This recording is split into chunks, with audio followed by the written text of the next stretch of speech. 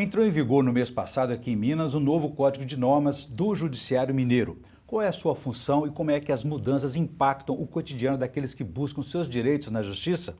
Este é o principal tema de hoje do Pensamento Jurídico, uma produção da Associação dos Magistrados Mineiros, a AMAGES. Para falar sobre o assunto, nós vamos conversar com a juíza Eveline Mendonça Félix Gonçalves, que é a superintendente adjunta de Planejamento e Gestão da Primeira Instância.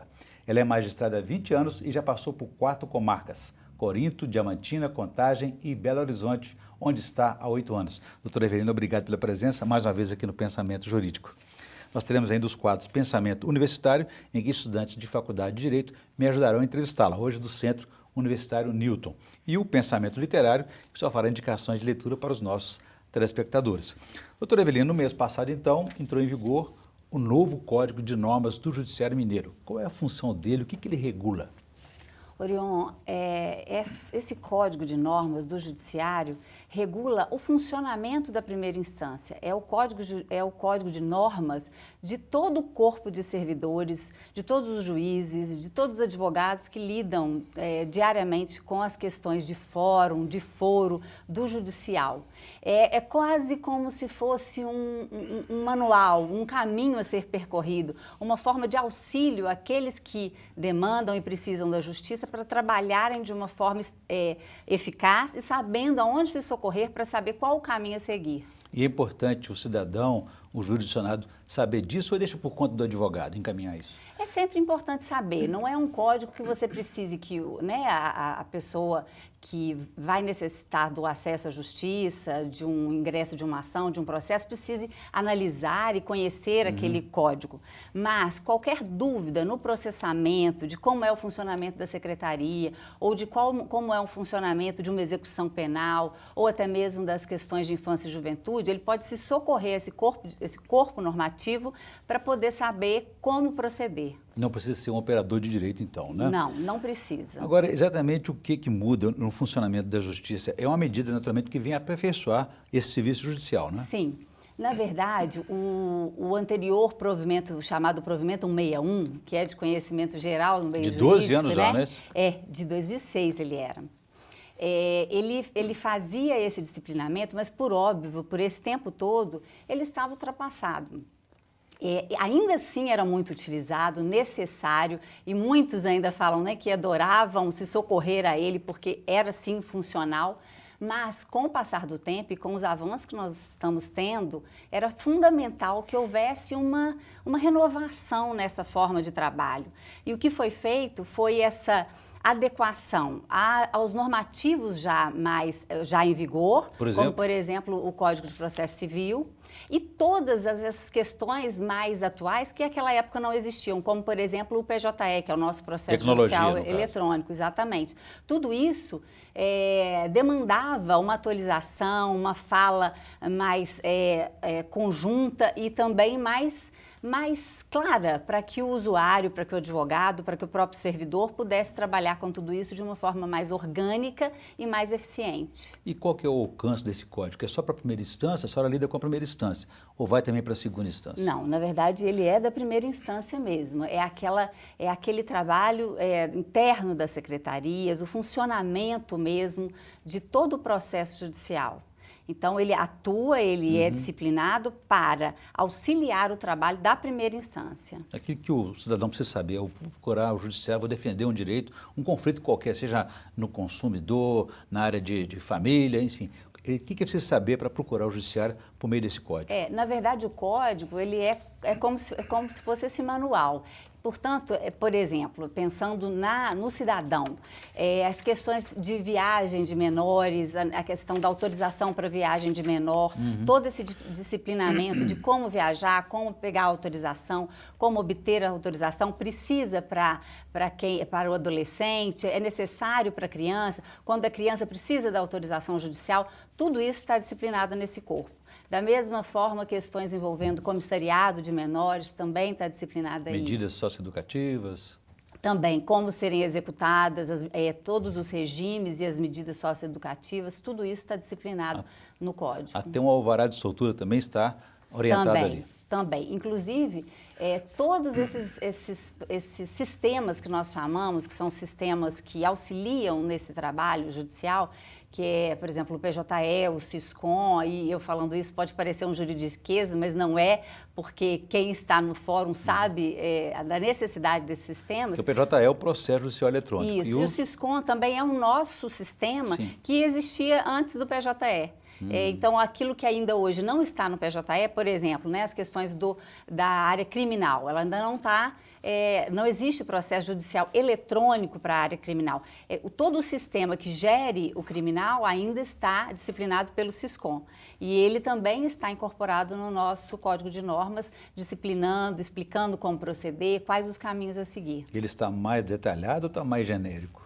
Nós procuramos trazer muita clareza, mas enxugar conteúdo no sentido de não ser extremamente prolixo mesmo, né? E isso acabaria trazendo um corpo muito grande, porque nós já temos 455 artigos nesse código.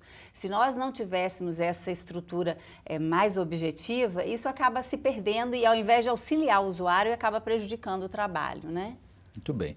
Doutora Evelina, eu vou fazer um intervalo, eu gostaria que no próximo bloco só contasse para a gente como que esse código, esse novo Código de Normas pode melhorar o serviço judicial, acelerar, agilizar a prestação jurisdicional e também trazer mais segurança jurídica para essas ações.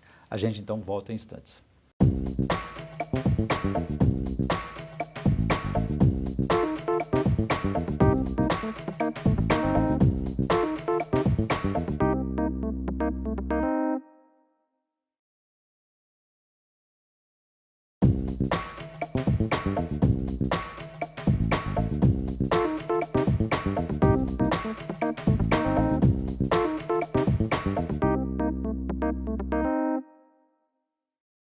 Estamos de volta com o Pensamento Jurídico, uma produção da Amages. Participe de nosso programa pelo e-mail pensamento@amages.com.br. Hoje estamos discutindo sobre o novo Código de Normas do Judiciário Mineiro, que regula todo o funcionamento da Justiça em Minas Gerais. A nossa entrevistada é a juíza Eveline Mendonça Félix Gonçalves, que é superintendente adjunta de Planejamento e Gestão da Primeira Instância em Minas Gerais.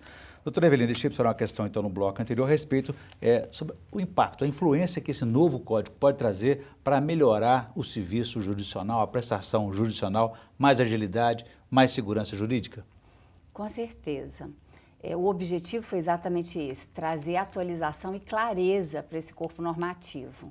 E nós incluímos nele tudo que nós temos de inovação no Tribunal de Justiça de Minas Gerais. E isso diz respeito à questão da função do juiz gestor, que ele é incorporado nesse código já essa necessidade do juiz ter a gestão de sua unidade judiciária, de sua comarca. Também nós trouxemos para esse corpo aquele conceito de unidade judiciária e não mais daquela filosofia antiga, né, que nós tínhamos de separação secretaria e gabinete, quando o juiz fazia o seu trabalho e remetia para a secretaria fazia o seu trabalho e remetia para o juiz. Então, muitas vezes isso trazia um trabalho burocrático. Desburocratiza. Exatamente. Agora são todos caminhando no mesmo foco. E essa ideia, essa filosofia, essa nova mentalidade está incorporada também nesse nosso novo código. Também as questões afetas ao desdobramento do planejamento estratégico, que hoje é implementado nas unidades judiciárias e em todas as comarcas de Minas Gerais, no sentido de que não só se pense ou se exija um planejamento nos tribunais, mas especialmente em cada unidade, para que nós possamos trabalhar com planejamento e gestão em cada unidade. Também todo esse cabedal de informações e de forma de trabalho foi trazido para o Código de Normas. Ou seja, essa uniformização ela facilita o acesso do cidadão e descentraliza, como a senhora disse, na direção de agilizar essa resposta que a sociedade está esperando, né? Exatamente, o objetivo é esse, é trazer praticidade, é trazer economia, é trazer rapidez ao trabalho que nós temos que prestar. E a presença da tecnologia é muito constante, né? Até recentemente o tribunal inaugurou o sistema eletrônico de execução, né, unificada Sim. em Varginha, na comarca de Varginha, né? Isso independe de uma assistência jurídica para que o condenado, aquele que está detido, possa cumprir os prazos mais facilmente? Toda questão envolvendo a execução penal é possível que se faça de toda forma possível, não é necessário um protocolo ou uma formalidade, pela própria natureza essencial de se tratar as questões da execução penal com a maior rapidez. O sistema orienta o prazo que a pessoa fica... O sistema orienta, o sistema apura os prazos, o sistema indica os prazos, o sistema aponta os momentos que devem ser feitas as atualizações, as progressões, as alterações em cumprimento de pena. E esse sistema também está incorporado, o disciplinamento dele também está incorporado no Código de Normas. Entendi. Que é esse sistema é o nosso chamado SEU, né? Que é esse sistema de execução penal integrado e eletrônico. Isso influencia naturalmente a lotação dos presídios, né? Com certeza, porque tudo pode ser feito de uma forma muito mais rápida. Muito bem. Doutora Evelina, eu vou ampliar o nosso debate convidando agora os estudantes da Faculdade de Direito do Centro Universitário Newton. Por favor, a primeira pergunta.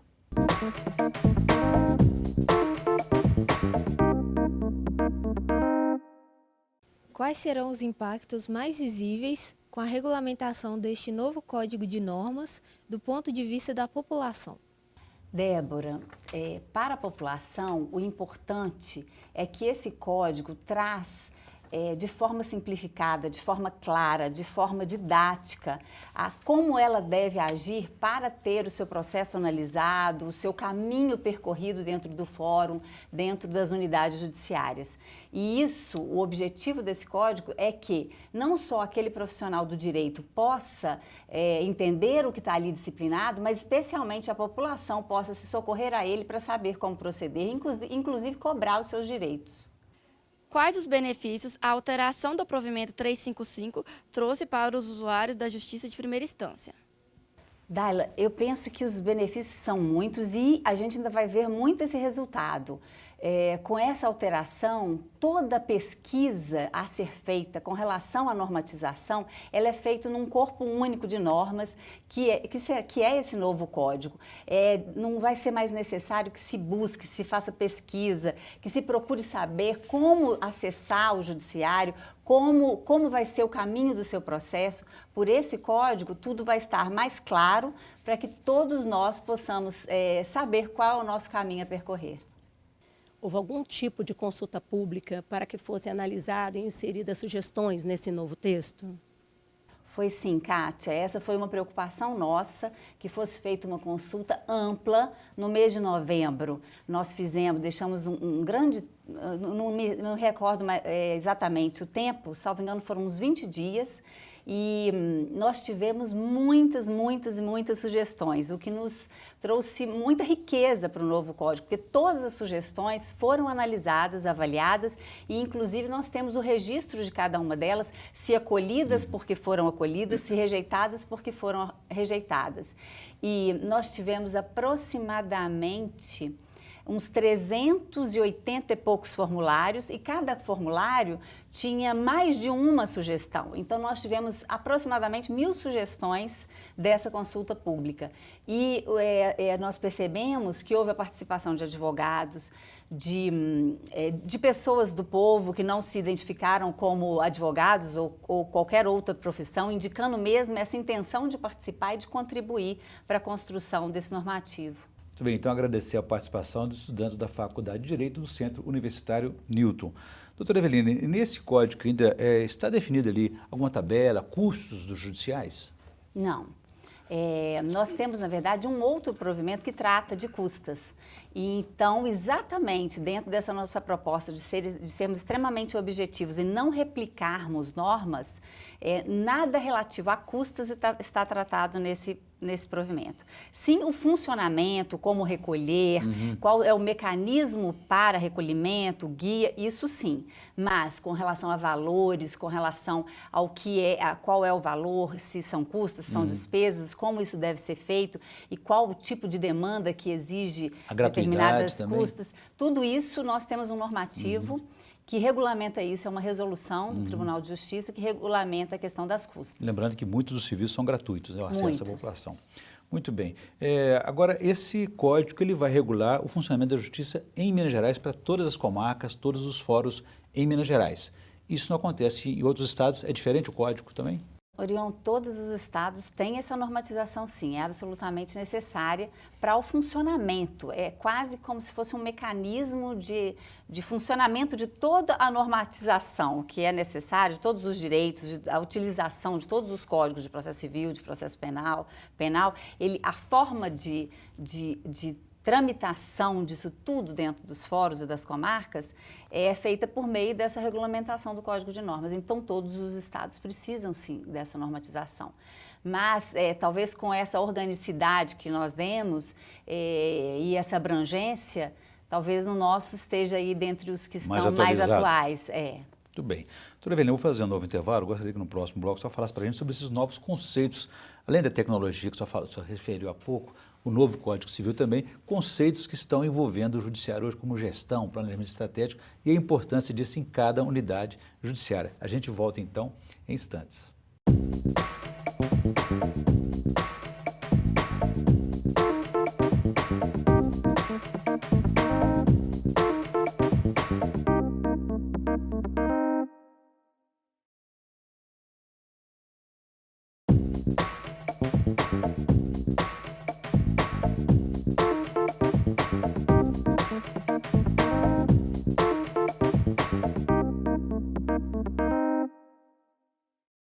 Estamos de volta com o Pensamento Jurídico, uma produção da Amages. Hoje estamos discutindo sobre o novo Código de Normas que regula o funcionamento da Justiça em Minas Gerais.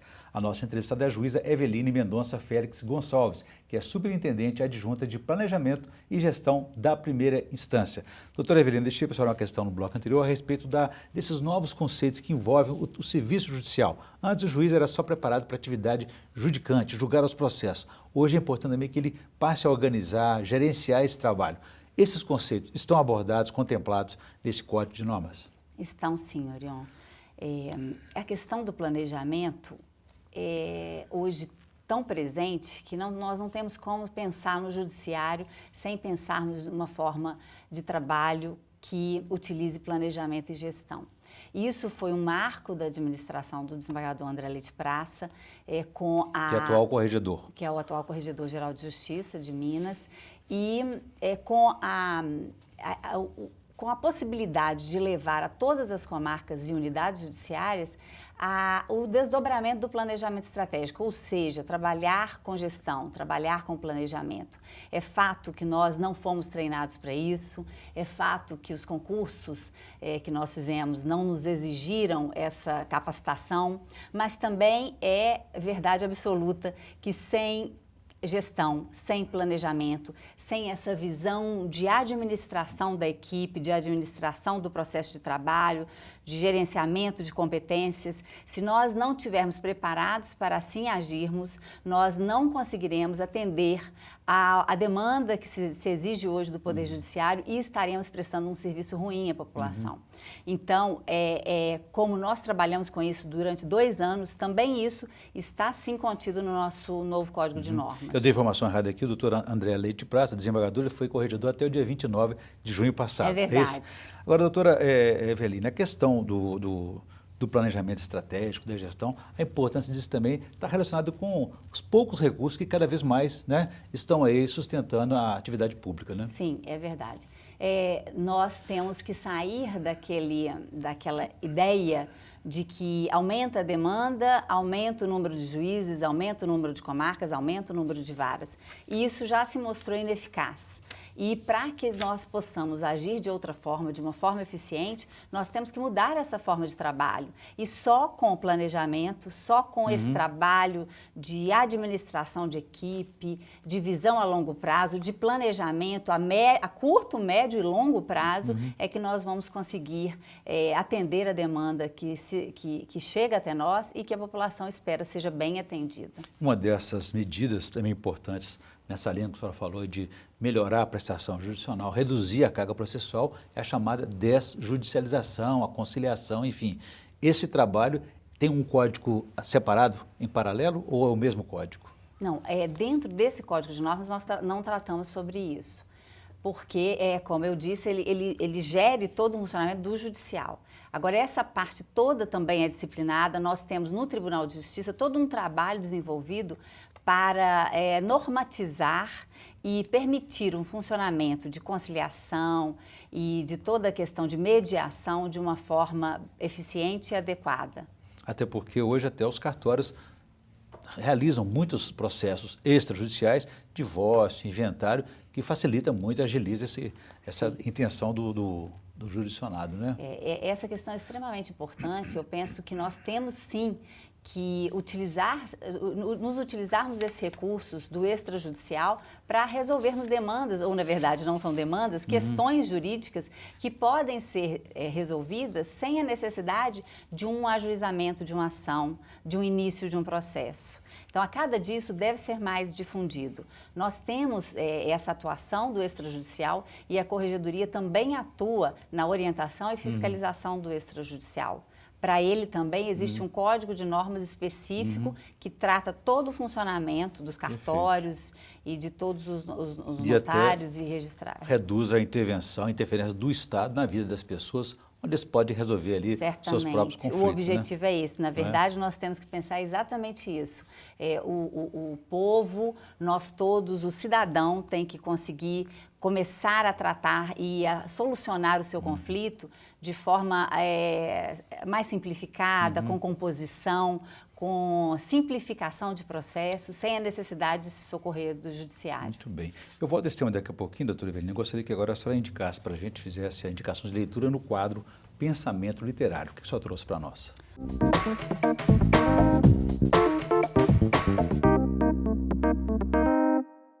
Bom, Orion, eu trouxe 2 livros. Na verdade, vocês pediram um, né? Eu trouxe 2, porque eu não conseguia escolher entre os 2. Eu trouxe Pablo Neruda, 20 poemas de amor e uma canção desesperada, e Cora Coralina, meu livro de cordel.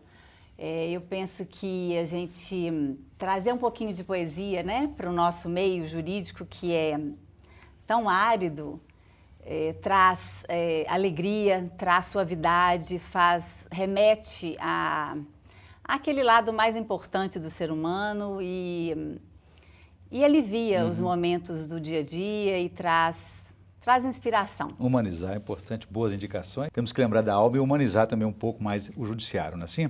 Agora, voltando à questão que a senhora disse no bloco anterior a respeito de tecnologia, né? Eu vi pela imprensa aí que algumas intimações do judiciário estão sendo feitas pelo WhatsApp. Isso também faz parte da inovação do Código de Normas? Faz sim. Nós procuramos trazer uma normatização sobre essas formas mais avançadas de comunicação. Nós não podemos ficar presos a mecanismos, às vezes até mesmo arcaicos de comunicação. Burocráticos. E todos esses mecanismos que hoje existem têm que ser utilizados e nós precisamos da normatização para a utilização adequada e segura. Então, todo esse trato com WhatsApp, citação eletrônica, intimação eletrônica, até mesmo essas comunicações por e-mail, nós procuramos trazer para o novo código, permitindo que todos aqueles que forem utilizar tenham conhecimento de como assim proceder. Então traz mais eficiência, naturalmente, né? Eficiência, segurança, rapidez. Muito bem. Bom, eu conversei aqui com a juíza Eveline Mendonça Félix Gonçalves, que é superintendente adjunta de Planejamento e Gestão da Primeira Instância do Judiciário Mineiro. E discutimos aí sobre o novo Código de Normas que entrou em vigor no mês passado, regulando todo o funcionamento da Justiça em Minas Gerais. Doutora Eveline, obrigado pela entrevista. Foi um prazer recebê-la aqui mais uma vez. Eu é que agradeço, Orion. Um prazer. Bom, nós agradecemos, ficamos por aqui. Se você quiser participar, escreva para pensamento@amages.com.br. Obrigado e até a próxima.